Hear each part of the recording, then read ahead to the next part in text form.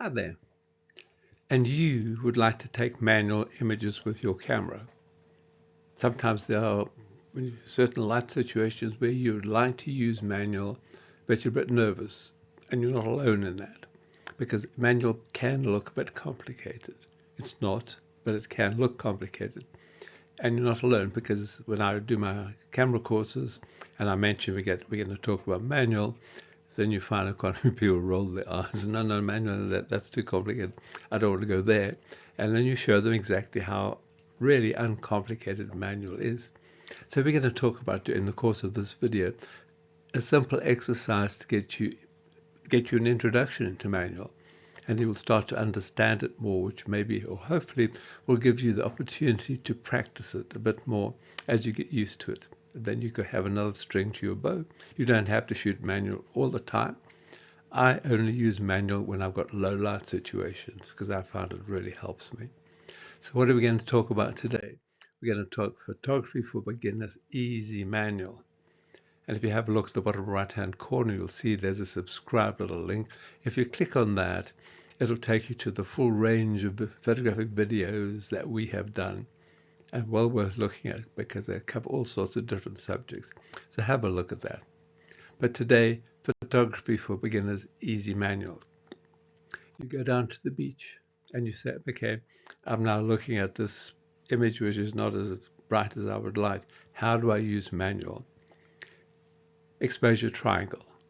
ISO, which is the speed of reaction of your sensor, shutter speed, and aperture. Those are the three items that make up the exposure triangle. And for what most people find complicated is how do I combine them and in what proportions, etc., do I use them? So let's have a look at that.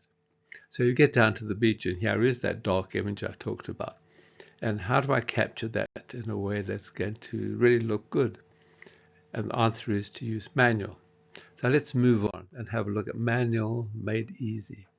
So first of all, you decide on your point of focus, where you would like to focus your camera, and the depth of field that you would like. And because it's really a landscape picture you'll be taking, you want quite a big depth of field, so maybe go for f16. And then you lock the focus with the camera on a tripod. So that's aperture taken care of the three things. Manual made easy. Then you set the ISO at 100. Why 100? Because in most cameras that's the lowest it will go, and you want the best quality image. And because your camera is on a tripod, it doesn't matter. It's not going to wobble. So you set the ISO at 100. The only variable you've now got left is shutter speed, and you can vary that shutter speed to give you the image that you would like. So the first thing you do is you estimate a shutter speed and you take a sample image. And while that sample image looks a bit dark, so what are you going to do? You're going to slow down your shutter speed to provide more light, to make it brighter. So you adjust your shutter speed. And you look at your LCD, which is the little picture on the back of your camera, and you adjust the speed accordingly. And have fun playing, because you can take a picture. And because you're shooting digital, you can see the result of each of your adjustments immediately, which means you can end up with exactly the kind of image that you would like. 100 ISO, 1/30th, and f16, pretty good starting point in most cases. You can try that, and then you vary your shutter speed to give you the kind of image that you would like. And it's good to get to understand your LCD screen. You can also use more complicated methods, but it's useful to be able to just glance at your screen on your camera and know what it really is going to look like on your computer screen. If you like, you can go and take before you come on to the beach, you can take a series of images with your camera, download them onto your computer, and then compare them. And you can see what it should look like on your LCD, more or less what it's now going to look like on your computer screen. And you can use that as a quick judgment, understanding your LCD screen. So now you're back to this, it's too dark. So you adjust it and you slow down your shutter speed. It's still a bit too dark. Slow down the shutter speed a bit more.